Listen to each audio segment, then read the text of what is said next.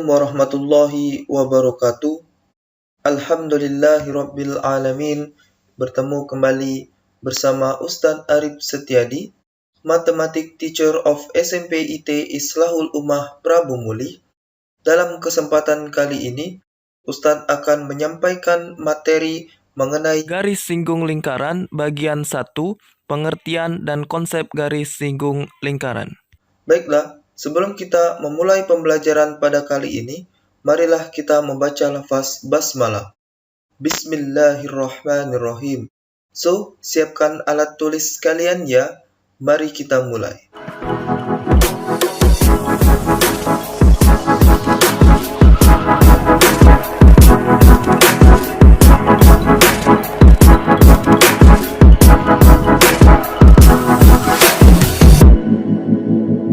Oke, adapun tujuan pembelajaran pada kali ini, setelah menonton video ini, kalian akan bisa 1.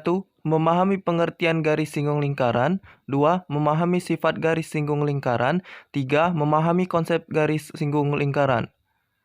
Lanjut. Garis singgung lingkaran itu pengertiannya adalah garis yang memotong lingkaran hanya pada satu titik. Seperti gambar yang sebelah kiri ini ya.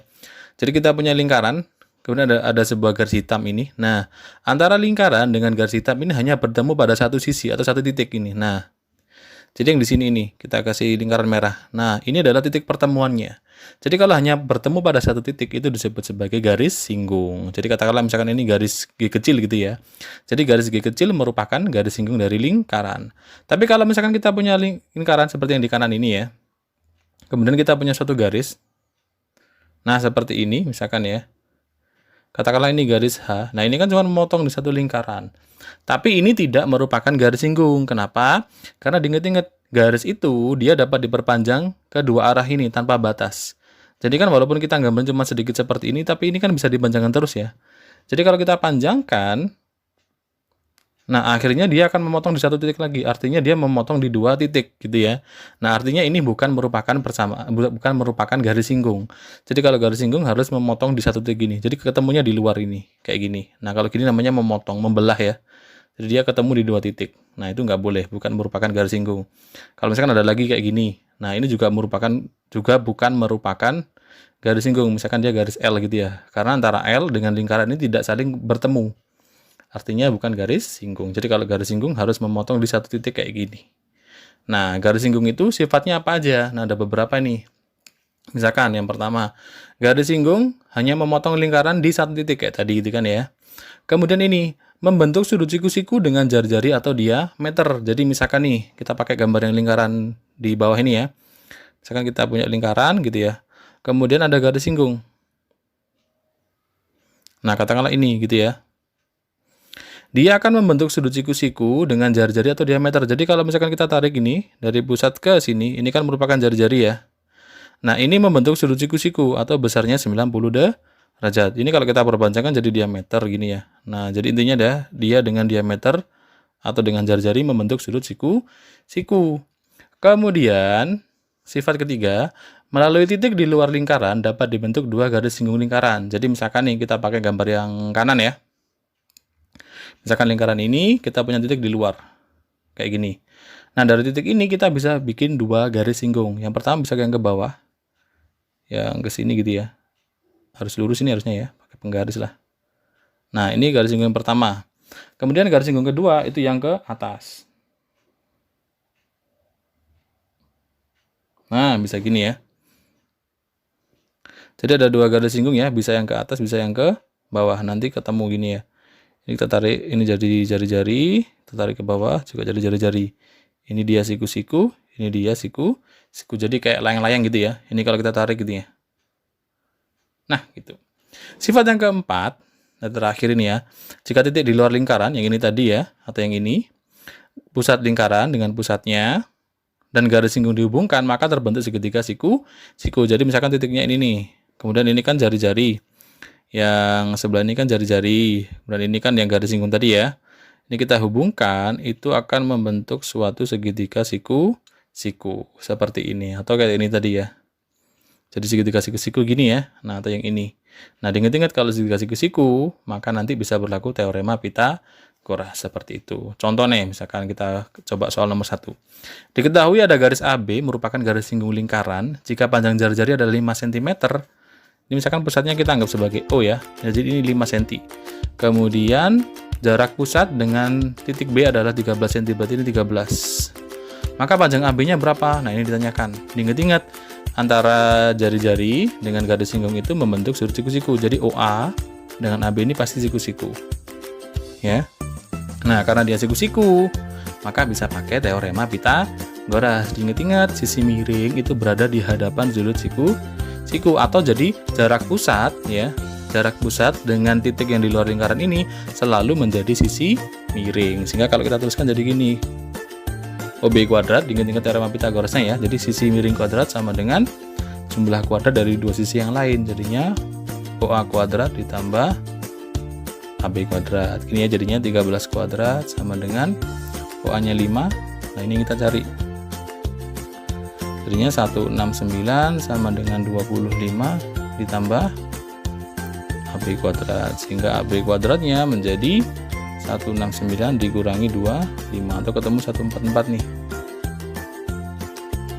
Nah, AB berapa? Jadi akar dari 144 atau ketemu 12 cm kayak gini ya. Jadi tetap memakai sifat teorema Pythagoras di bab sebelumnya itu ya. Coba kalau misalkan kita ubah dikit soalnya. Nomor 2. Misalkan begini sama ya gambarnya ya. AB merupakan garis singgung, diketahui panjang diameter adalah 14 cm. Ingat-ingat, diameter itu kan 2 kali dari jari-jari. Jadi kalau diameternya itu 14 cm ini ya, katakanlah ini O ya. OA kan jari-jari, jadi setengahnya. Tinggal 7 cm gitu ya.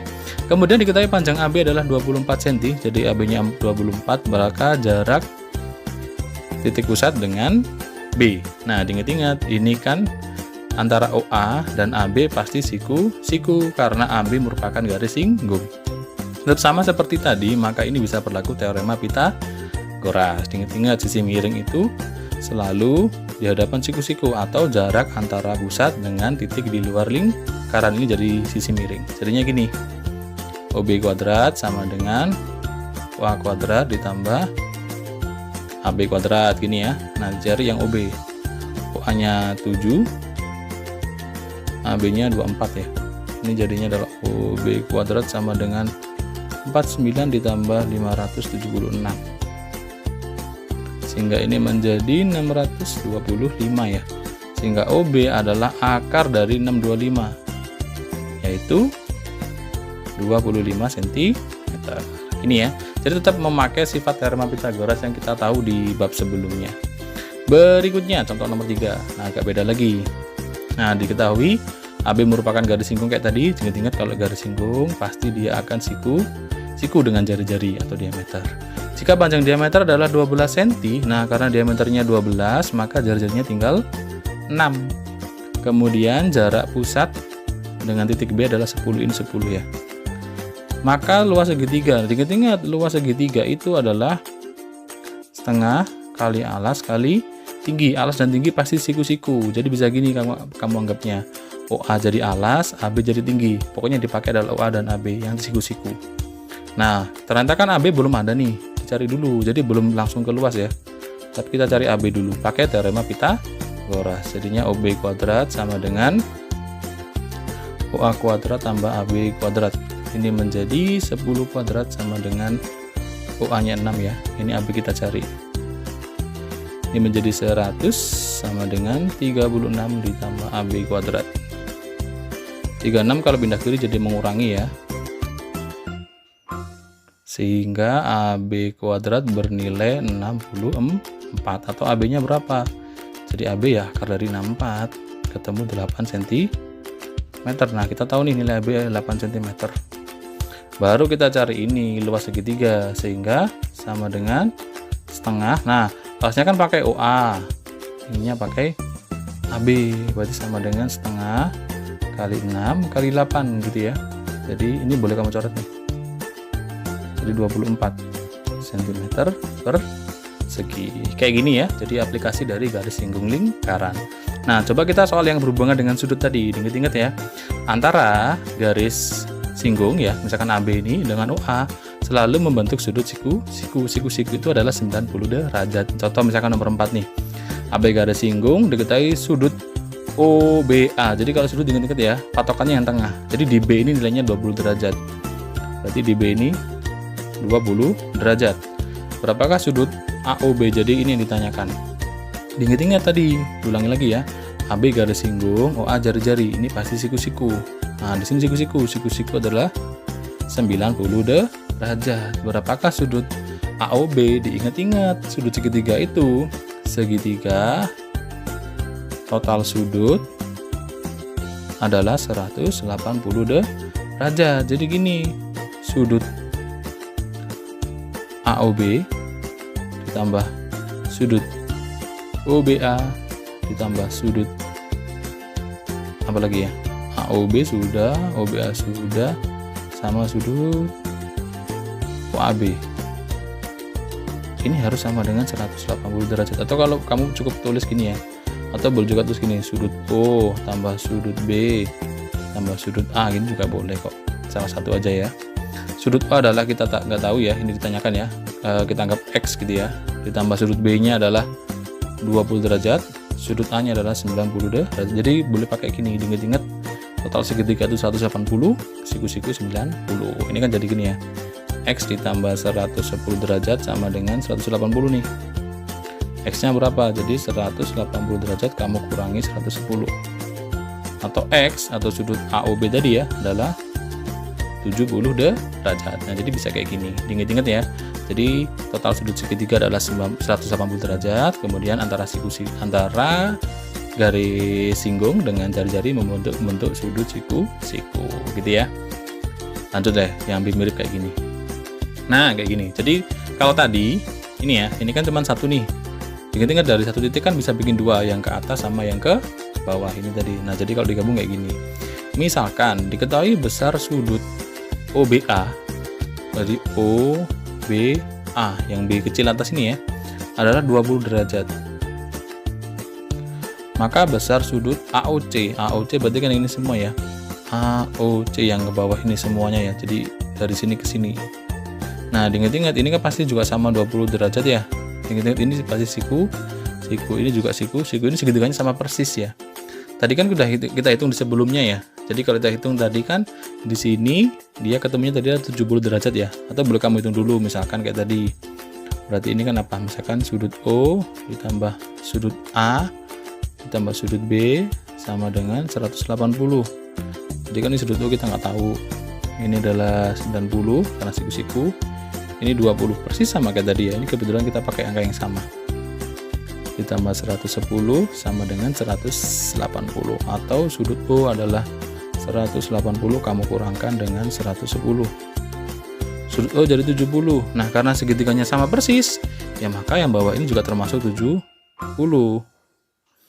Jadi sudut AOC ya jadinya nilainya adalah tambah gitu ya, ditambahkan antara yang atas sama yang bawah. Jadi 140 derajat. Begini ya. Jadi aplikasi dari garis singgung lingkaran bisa terkait sudut, bisa terkait panjang dari sisi. Nah, yang terakhir deh. Kalau tadi ini kan kita nyari sudut. Coba kalau yang kita cari adalah luasnya. Ini kan kalau kita lihat hampir sama kayak layang-layang ya. Tapi daripada kita menghitung layang-layang, jadi gini, kalau mencari luas luas segitiga ini ya, atau segi 4 ini ya. Jadi cukup kamu hitung satu sisi aja. Nanti tinggal dikali 2 hasilnya gitu, tinggal gitu aja.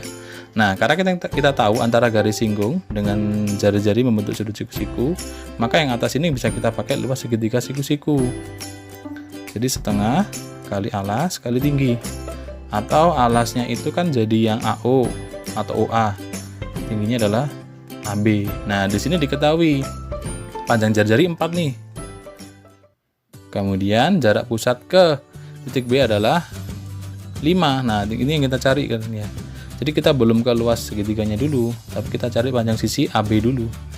Ingat-ingat sisi miring tulis dulu ya. Jadi OB kuadrat sama dengan AO kuadrat tambah AB kuadrat, jadinya 5 kuadrat sama dengan AO nya 4. Sampai kita cari. Jadinya 25 sama dengan 16 ditambah AB. Nah, dari sini kan tinggal 25 kurangi 16 nih. Ini akan sama dengan AB kuadrat. Atau AB kuadrat sama dengan 9. Jadi akar 9 itu adalah nilai dari AB, atau AB ketemu 3 cm. Nah, gini ya. Kita taruh mana? Sebelah sini ya. Jadi luas segitiganya itu adalah setengah. Alasnya adalah tadi AO ya, AO adalah 4. Tingginya AB yaitu 3. Nah, ini kan jadi setengah kali 12 ya, atau ketemu 6 cm persegi. Nah, tapi kalau luas seluruhnya yang ABCO berarti sama dengan 2 kali dari luas segi 3. Jadi 2 dikalikan 6 atau ketemu 12 cm persegi. Ini ya, jadi kita cukup hitung bagian atas saja.